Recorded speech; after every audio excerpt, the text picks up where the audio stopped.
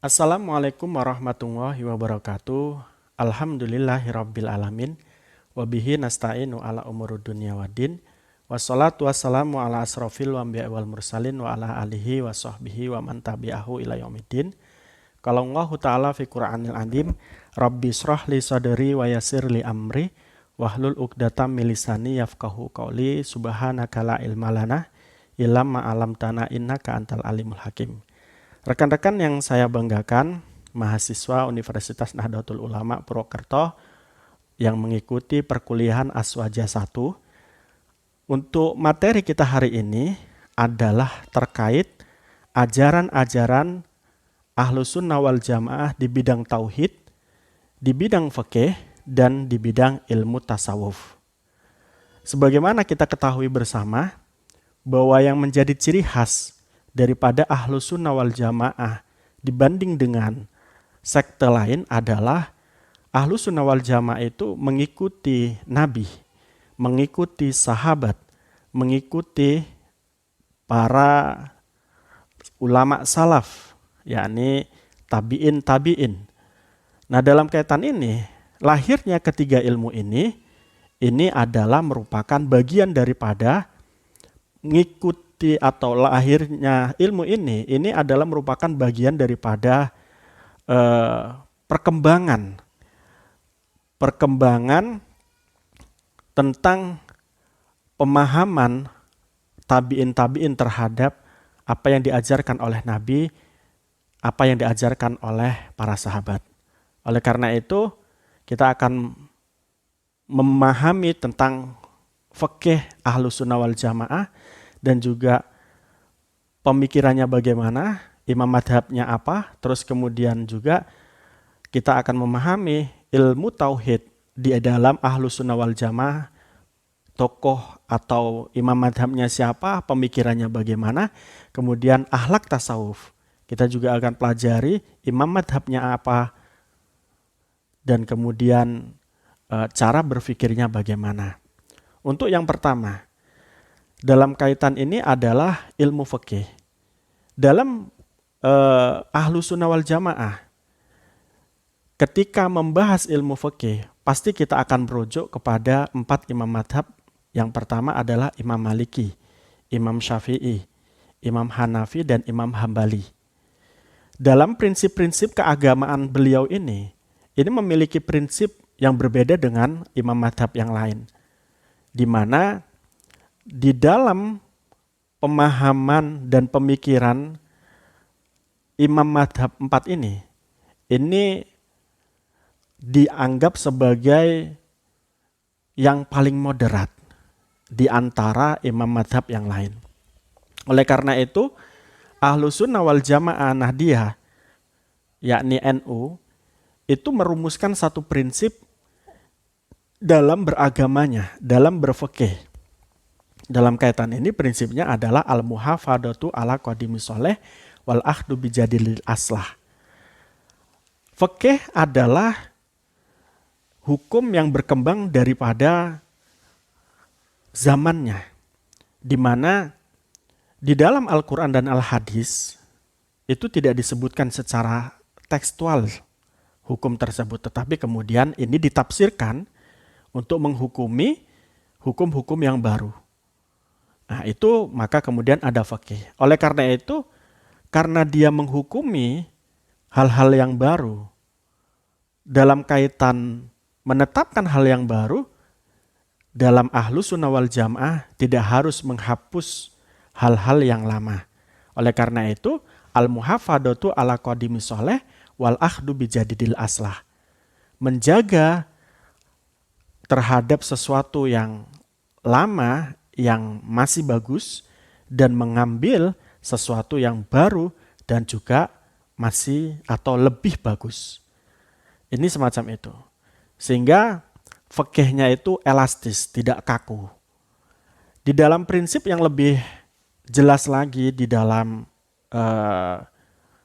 ADART-nya NU, itu disebutkan bahwa prinsip keagamaan kita itu setidaknya ada 4 atau bahkan 5. Yang pertama adalah bahwa Ahlus Sunnah wal Jamaah itu wajib memelihara jamaahnya. Yang dimaksud wajib memelihara jamaahnya adalah memperhatikan keanggotaan dan kejamaahan daripada pengikut Ahlus Sunnah wal Jamaah. Oleh karena itu upaya-upaya harus dilakukan seperti upaya untuk menambah keilmuan mereka, kemudian mengelola kemampuan mereka, dan kemudian menyeimbangkan kebutuhan dan juga kebutuhan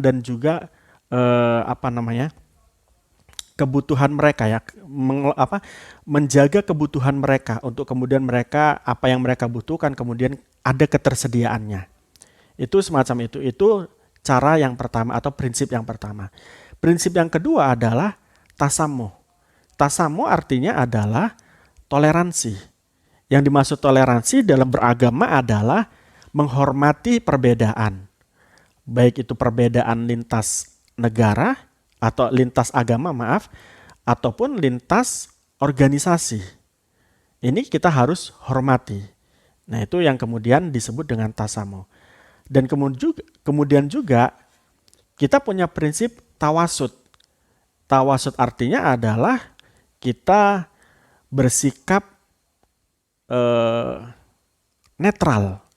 Netral yang dimaksud adalah tidak mau diprovokasi terhadap sesuatu yang buruk, tetapi kalau yang baik pasti kita ambil, tidak ke kanan, tidak ke kiri, tidak ikut Islam radikal dan juga tidak ikut Islam yang ekstrim begitu.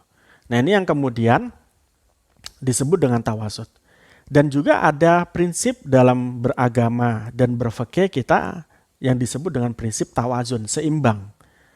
Dan selanjutnya adalah prinsip iktidal. Iktidal itu artinya tegak lurus, konsisten. Itu namanya iktidal. Konsisten dalam apa? Konsisten dalam mengamalkan ibadah, dalam pandangan-pandangan keagamaan dan dalam pandangan kenegaraan. Ini konsisten kita. Yang artinya konsisten di sini adalah lebih mendahulukan maslahah dibanding kemudian mafsadat.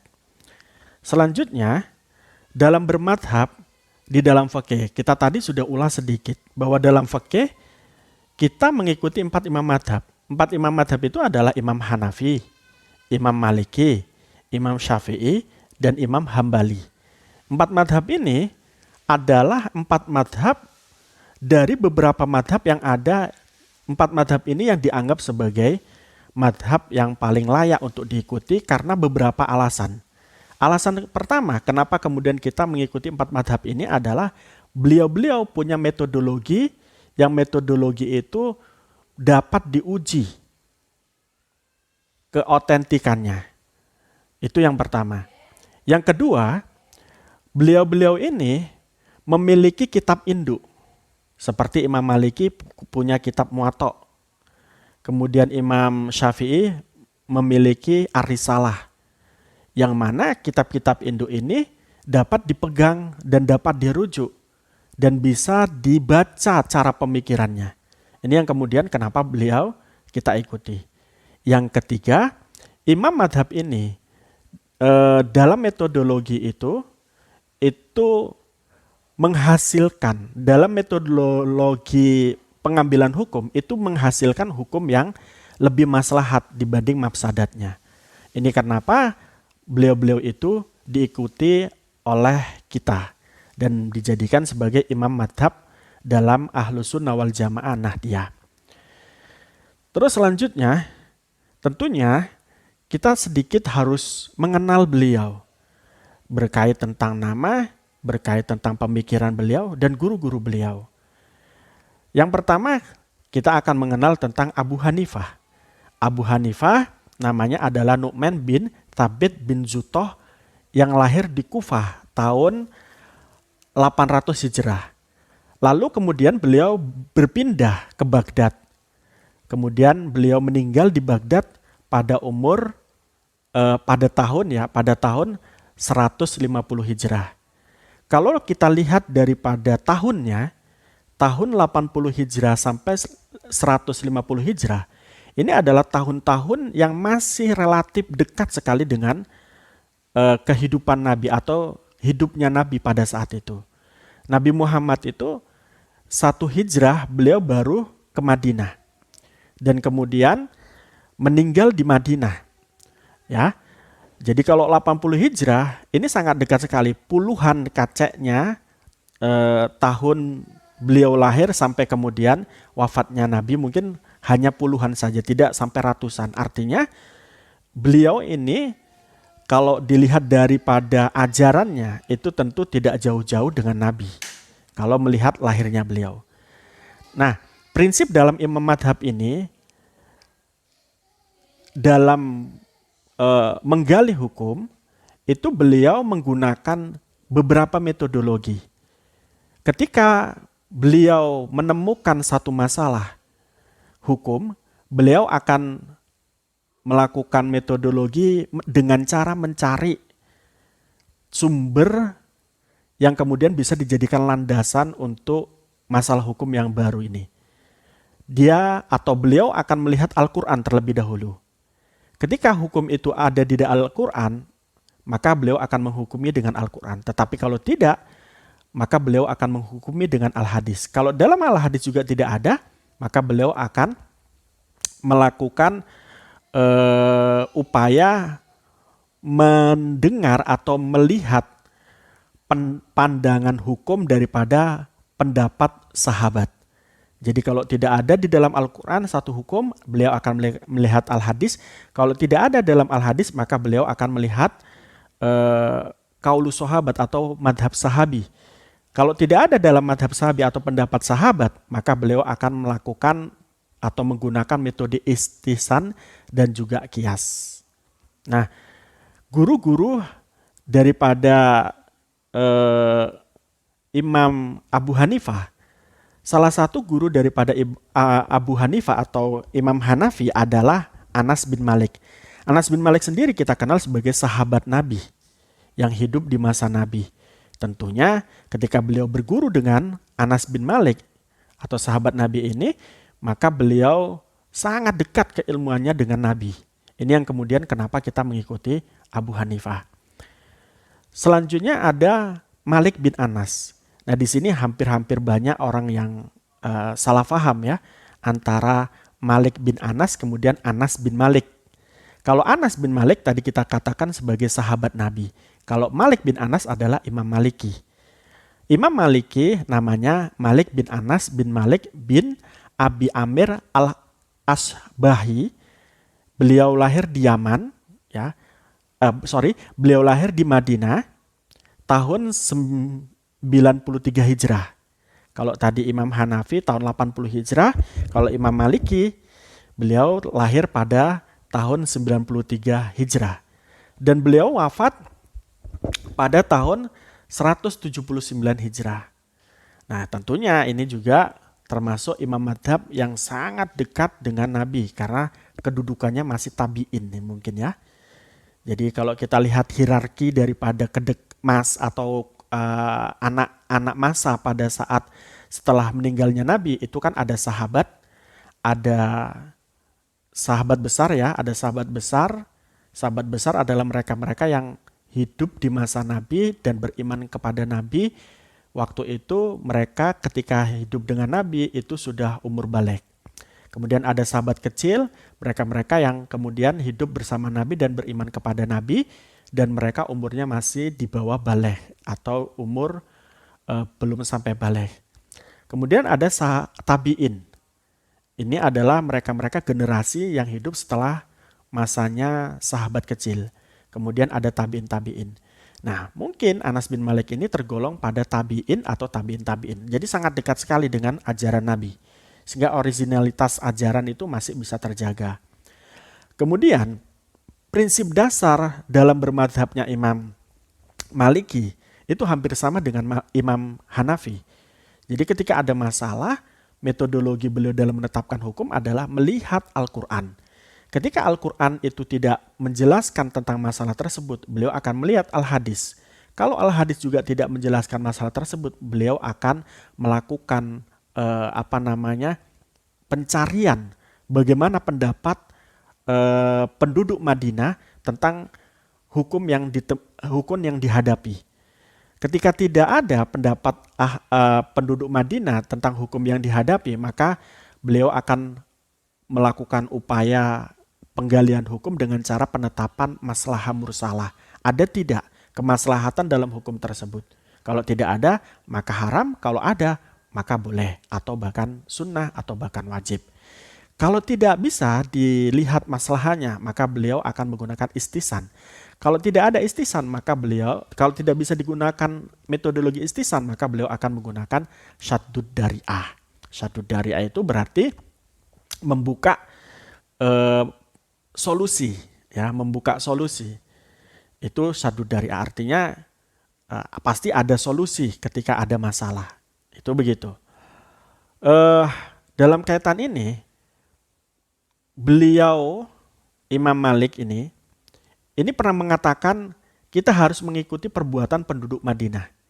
Ini saking kagumnya beliau kepada penduduk Madinah, karena penduduk Madinah itu adalah orang yang dekat dengan Nabi, di mana Nabi adalah sumber daripada syariat. Dengannya, apa yang ditetapkan oleh ahlu Madinah ini sangat ada kemungkinan besar kebenarannya dibanding dengan penduduk lain atau orang Islam di luar Madinah. Oleh karena itu, pendapat ahlu Madinah ini dipegang dan dijadikan satu hujah oleh Imam Malik. Selanjutnya, imam yang banyak diikuti oleh masyarakat Muslim Indonesia, yakni Imam Syafi'i.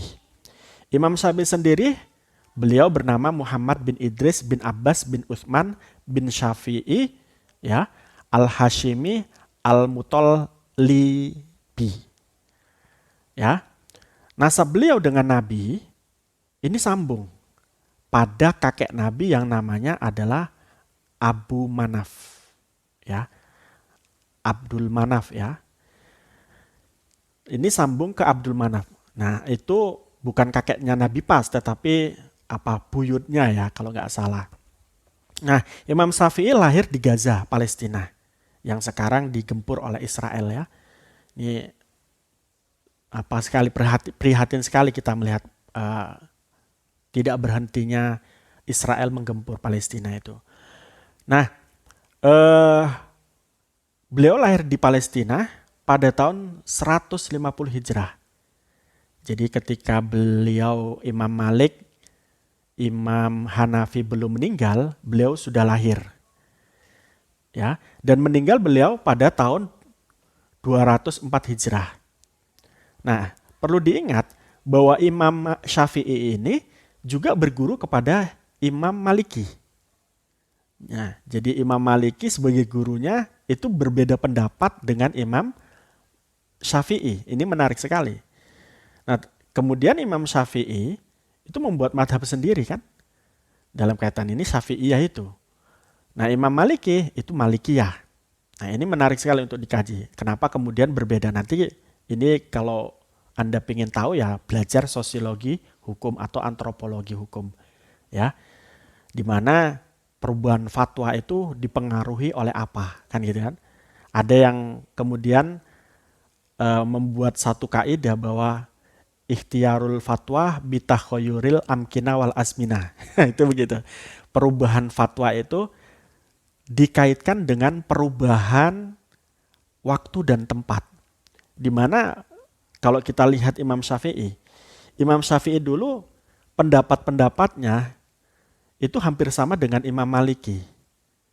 Yang kemudian ini disebut dengan kaul qadim. Tapi kemudian ketika beliau pindah di satu daerah, maka kemudian pendapatnya berbeda banget dengan pendapat yang pertama. Ini yang disebut dengan takhayyurul fatwa bitakhayyuril amkina wal asmina. Nah, itu bahwa perubahan fatwa ulama itu biasanya tergantung dengan keadaan zaman dan juga tempatnya. Nah, sekali lagi bahwa Imam Maliki itu menjadi murid daripada Imam Syafi'i menjadi murid daripada Imam Maliki. Nah, metodologi berijtihad beliau adalah ketika menghadapi masalah, beliau akan melihat Al-Quran.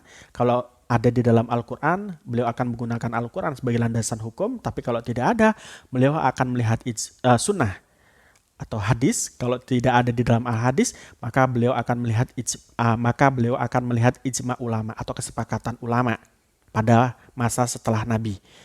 Nah, kalau tidak ada ijma, maka beliau akan merujuk kepada ketetapan sahabat atau perkataan sahabat. Nah, kalau tidak ada di dalam ketetapan sahabat, baru beliau melakukan kias atau analogi hukum.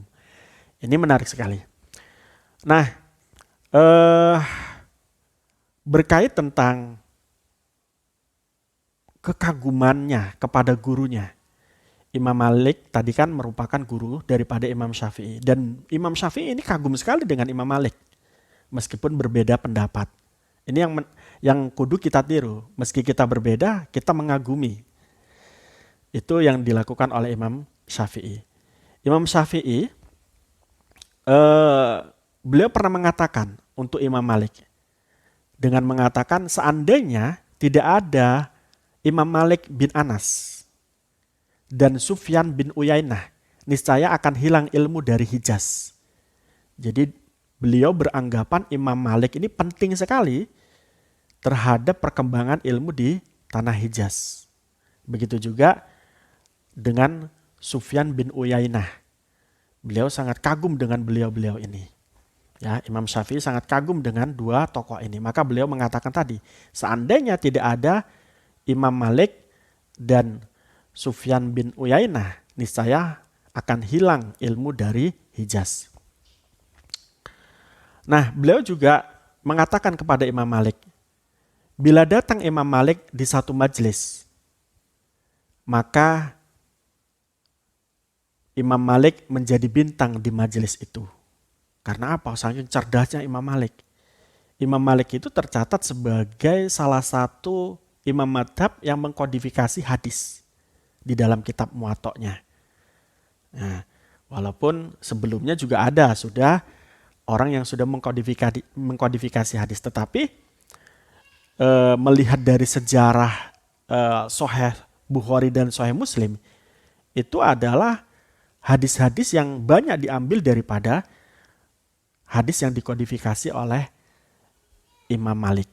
Maka Imam Syafi'i wajar sebagai murid mengagumi Imam Malik dan mengatakan kalau datang Imam Malik di satu majelis, maka Imam Malik itu akan menjadi bintang. Nah, itu begitu.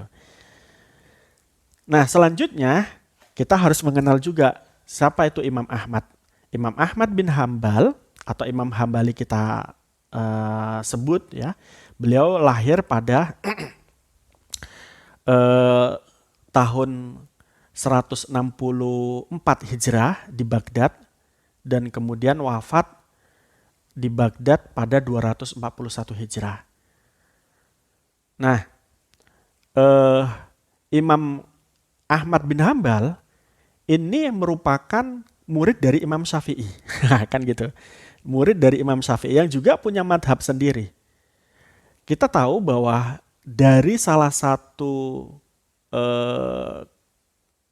kitab musnad, itu ada kitab musnad atau kitab hadis Imam Ahmad bin Hambal. Nah, itu adalah Imam Hambali yang mengkodifikasi atau yang mengumpulkan hadis itu. Dan kita jadikan sebagai satu pegangan ya.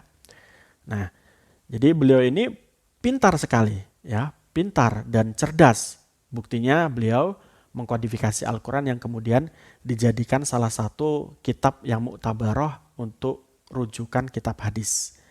Nah, prinsip daripada atau cara berpikir atau cara beristimbat daripada Imam Hambali itu adalah hampir sama dengan imam-imam sebelumnya, yakni ketika ada masalah beliau akan melihat Al-Quran, ketika tidak ada dalam Al-Quran maka melihat Al-Hadis, ketika tidak ada dalam Al-Hadis maka beliau akan melihat fatwanya sahabat. Ya. Kemudian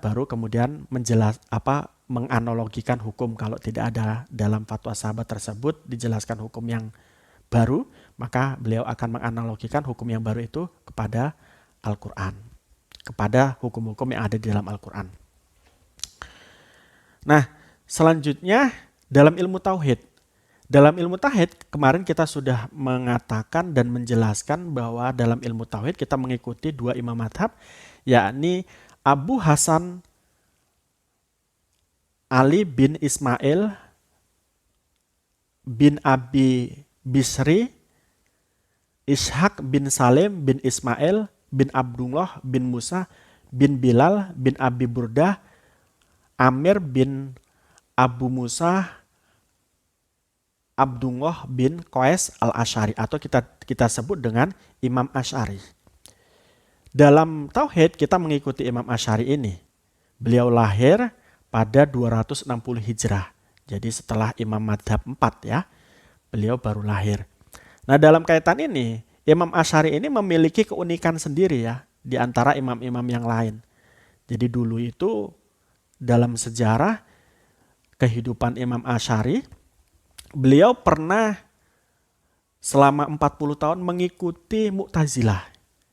Tetapi kemudian beliau pindah menjadi Ahlus Sunnah wal Jamaah. Kenapa? Karena menurut beliau satu ketika bermimpi dengan Nabi Muhammad, bertemu dengan Nabi Muhammad SAW ya, dalam mimpinya. Kemudian dalam mimpinya itu beliau Imam Asy'ari dinasehati oleh Nabi Muhammad untuk kemudian keluar dari Mu'tazilah, karena Mu'tazilah itu sesat ya. Sesat dikarenakan apa? Mengkafirkan Sayyidina Ali dan Aisyah itu. Akhirnya beliau ketika umur 40 tahun beliau keluar dari Mu'tazilah dan mengumumkannya di halayak umum, di depan Mu'tazilah ya, di depan kaum Mu'tazilah. Nah, guru-guru beliau adalah, salah satunya adalah Ibnu Asakir ya. Guru beliau dalam pemikirannya adalah apa ya? Nggak disebutkan di sini, nggak saya cari kemarin. Nah, tapi kemudian banyak sekali pengikut daripada atau tokoh-tokoh Asy'ariyah ini. Contohnya Al-Baqilani, kemudian Ibnu Faruk, Ibnu Ishaq Al-Isfarani, dan lain sebagainya. Itu adalah tokoh-tokoh Asy'ariyah yang kemudian nyampe ajarannya kepada kita. Nah, di dalam pemikiran ini menarik sekali. Jadi beliau itu tadi yang awalnya Mu'tazilah itu menolak pandangan Mu'tazilah terhadap iktikad, terhadap keyakinan kita kepada Allah. Dalam kaitan ini tadi disebutkan salah satunya bahwa Mu'tazilah itu identik dengan pengkafiran Sayyidina Ali dan sebagainya. Di lain sisi juga Mu'tazilah ini mengatakan bahwa Tuhan itu tidak bersifat. Ini yang kemudian ditentang oleh Asy'ari atau Imam Asy'ari yang mengatakan Tuhan itu menurut Mu'tazilah, kaum Mu'tazilah berpendapat bahwa Tuhan itu tidak punya sifat. Dan menurut Imam Asy'ari mengatakan sebaliknya, bahwa Tuhan itu memiliki atau Allah itu memiliki sifat. Tetapi sifatnya tidak sama dengan sifat manusia. Contoh, Allah mendengar. Mendengarnya Allah tidak menggunakan kuping. Allah melihatnya Allah tidak menggunakan mata. Ini yang kemudian antara pandangan Imam Asy'ari dengan Mu'tazilah berbeda. Kalau dengan Mu'tazilah, pandangan Asy'ari itu berbedanya karena Mu'tazilah mengatakan Allah tidak bersifat dan Imam Asy'ari mengatakan Allah bersifat tetapi tidak sama dengan manusia. Kalau dengan Mujassimah atau kelompok yang mengatakan bahwa Allah itu memiliki anggota tubuh, itu kita beda sekali karena kita mengatakan tadi Allah melihat tidak menggunakan anggota tubuh berupa mata, dan mereka mengatakan bahwa Allah melihat, yakni Mujassimah mengatakan bahwa Allah melihat dengan menggunakan mata. Ini perbedaannya dalam pemikirannya.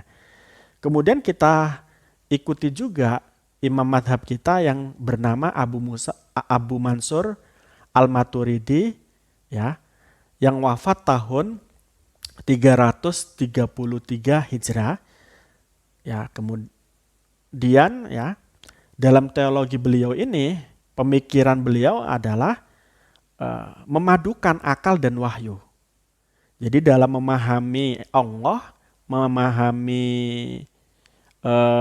perkara yang gaib, yang disebutkan di dalam Al-Quran itu cara berpikirnya adalah memadukan pemahaman teks Al-Quran dan Al-Hadis dan juga akal sehat. Ini yang kemudian kenapa beliau kita pilih untuk menjadi imam madhab kita. Nah, beliau punya guru namanya Abu Bakar Ahmad Al-Juzani. Kemudian Nasr Ahmad Al-Aliyat dan lain sebagainya. Nah, selanjutnya kita akan membahas tentang ilmu tasawuf. Ilmu tasawuf itu adalah ilmu yang mempelajari tentang mempelajari tentang bagaimana kita membersihkan hati dan menjauhkan diri dari perkara-perkara atau dari sifat-sifat yang tercela dan menghiasi diri dengan sifat-sifat yang mahmudah. Itu adalah ilmu tasawuf. Dalam ilmu tasawuf, sekali lagi, sebagaimana kemarin sudah kita jelaskan, kita mengikuti dua imam madhab. Dua imam madhab itu adalah satu, Abu Hamid Muhammad bin Ahmad At-Tusi. Ya, beliau adalah Imam Ghazali nama lainnya. Imam Ghazali sendiri tentunya bukan ulama yang asing bagi pemahaman keagamaan kita. Nah, beliau adalah ulama yang sekaligus cendekiawan muslim yang berpengaruh di dunia.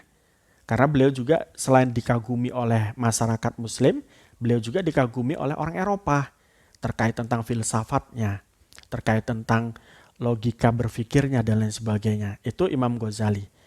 Yang terkenal dari karya beliau adalah Ihya Ulumuddin, di mana kitab Ihya Ulumuddin ini adalah paduan keilmuan dari 3 atau bahkan lebih ilmu yang masuk di dalamnya. Ya, ada ilmu fikihnya, ada ilmu tasawufnya, ada ilmu tauhidnya, ada ilmu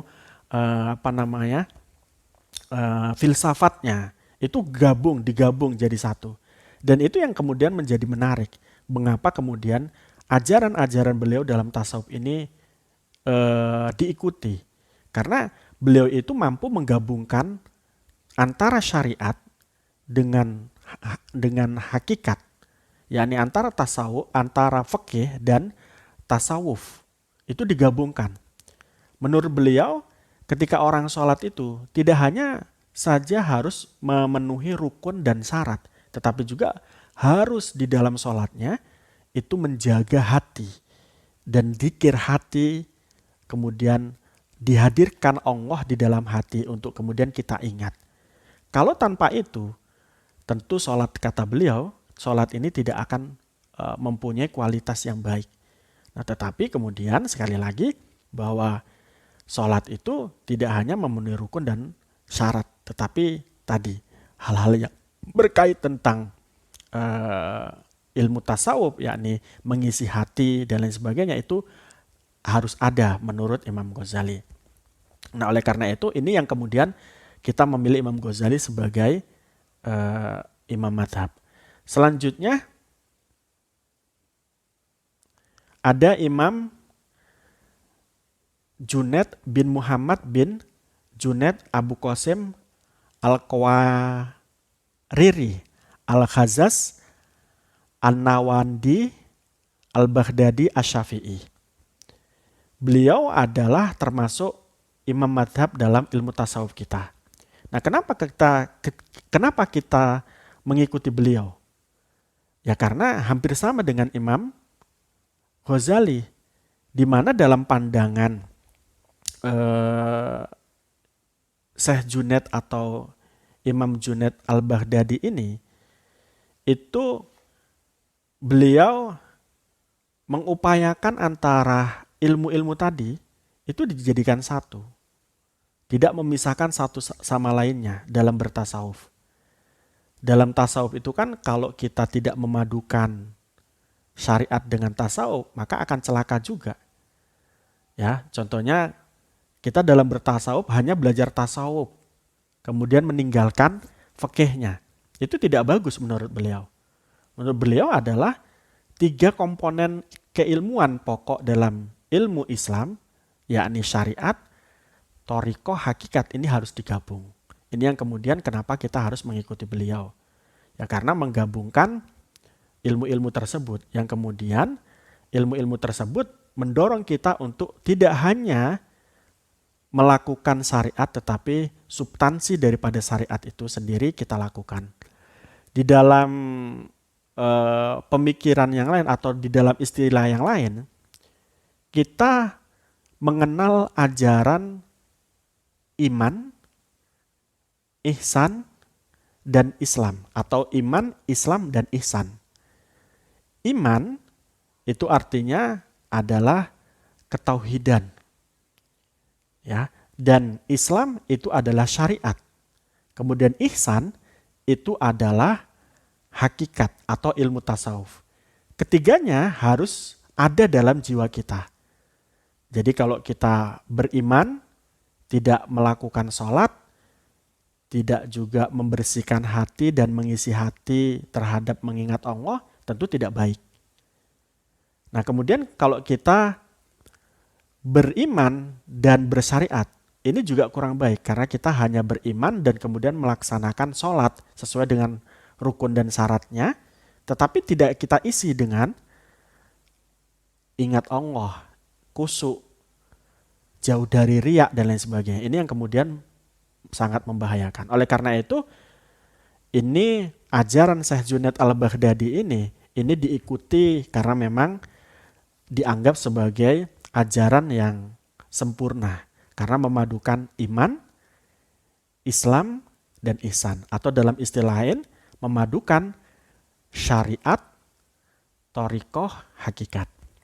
Itu mungkin yang bisa kita bahas hari ini. Saya tidak akan membahas banyak-banyak, mudah-mudahan bisa dipahami.